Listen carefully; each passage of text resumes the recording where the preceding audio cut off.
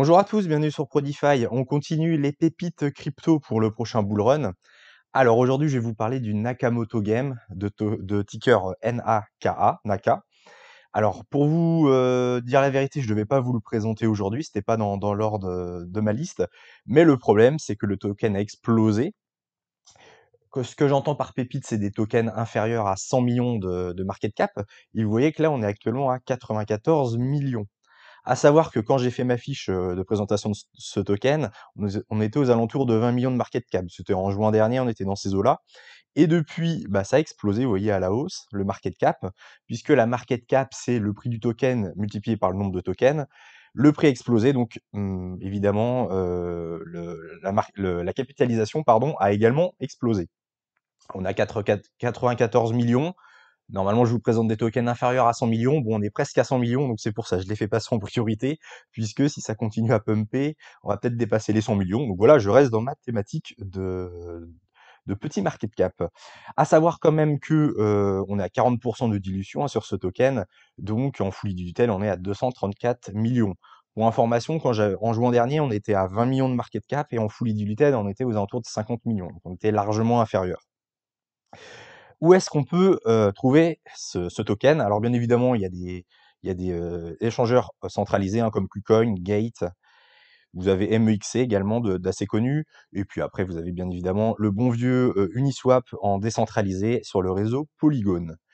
Alors qu'est-ce que Nakamoto Game? Alors vous connaissez sans doute Engine ou Gala Game, et ben, c'est dans le même style, sauf que là on va être sur un écosystème beaucoup plus petit, qui est beaucoup plus récent donc qui a un énorme potentiel pour le futur bull run.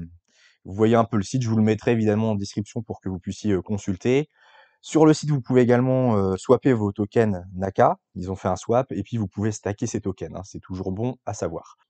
De mon côté, je pense que la narrative du gaming va exploser également au prochain bull run. Donc, c'est pour ça que je vous présente le Nakamoto Games. Vous voyez qu'il y a déjà plein de jeux. Vous avez des Tetris-like, des jeux de guerre, des jeux de tank, des jeux de bonbons, un peu de tout, popcorn, alien, tout ce que vous voulez.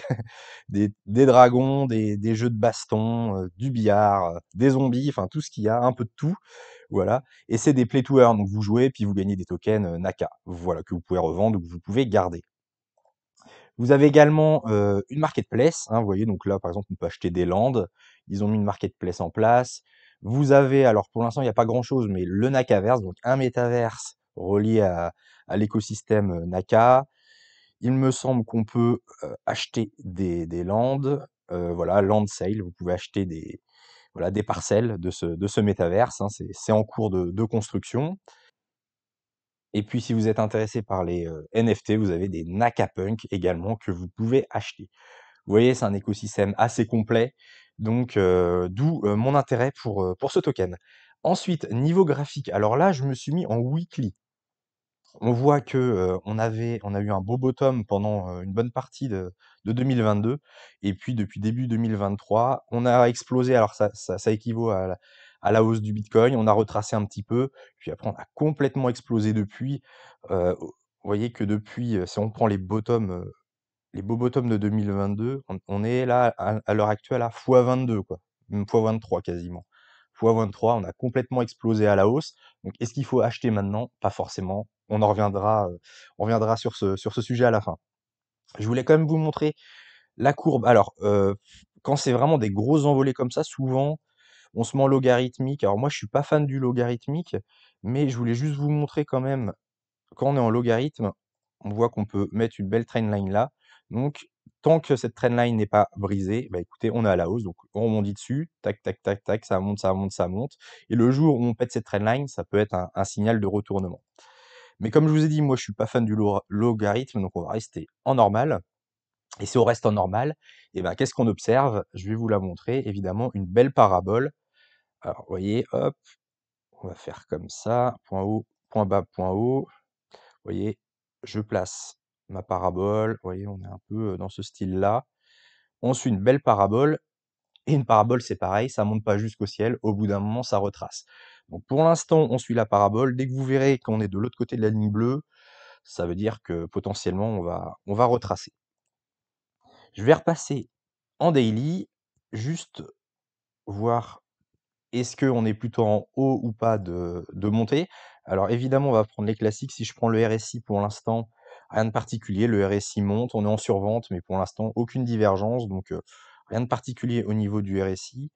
Si on regarde le Bienstit, bah, pareil, pas d'indication, les 2 moyennes mobiles sont toujours alignées, on est dans le bleu, donc pour l'instant, rien à signaler non plus au niveau du Bienstit.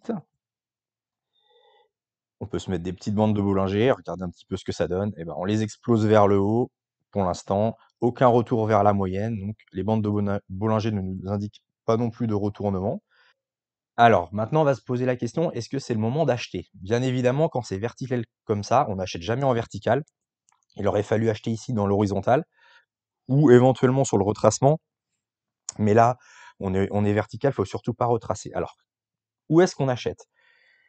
On va se mettre un petit Fibo, comme d'habitude, du bottom au top provisoire. Alors ça va peut-être remonter encore, hein, donc vous ajusterez votre Fibo, mais pour l'instant, on le place là.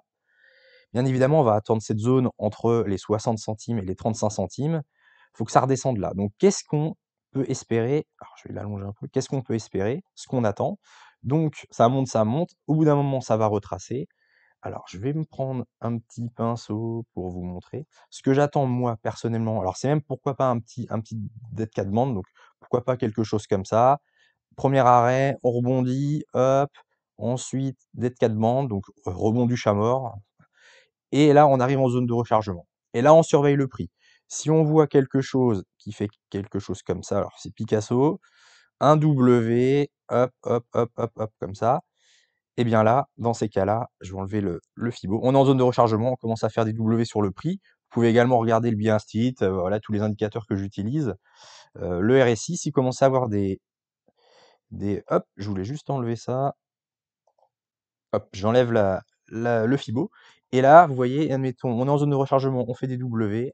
Et bien là, tac, tac, tac, tac, tac, je vais prendre ma ligne horizontale. Là, on fait un W. Sur le RSI, on fait également un W. Bing, ligne de coup, vous pouvez acheter là et on peut potentiellement penser que ça rebondira au prochain bull run. Voilà, donc voilà un peu la zone que je vise. Tant que c'est vertical, je n'achète pas, j'attends retracement. Et vous allez me dire, oui, mais si on revient jamais dans cette zone-là, eh bien tout simplement, si on ne revient pas entre 60 et 35 centimes, eh bien je n'achète pas tout simplement ce token, je passe à un autre token. Il y a plein de tokens. Rien que sur cette chaîne en pépite, ça doit être le 5 ou 6e token que je vous présente. J'en ai encore au moins une dizaine à vous présenter. Donc voilà, vous suivez la chaîne et puis vous à chaque fois, de toute façon, je vous présente où est-ce qu'on est, est-ce que c'est bon pour acheter ou pas. Donc si c'est pas ce token-là, ce sera un autre. Il y a plein de tokens très intéressants, donc il ne faut surtout pas tomber amoureux d'un token. Il en existe plein. Voilà, c'est tout pour aujourd'hui. N'hésitez pas à liker pour me pousser cette chaîne et me pousser à faire des vidéos. Et puis de mon côté, je vous souhaite une bonne journée, une bonne semaine et je vous dis à la prochaine pour une nouvelle pépite. Allez, ciao!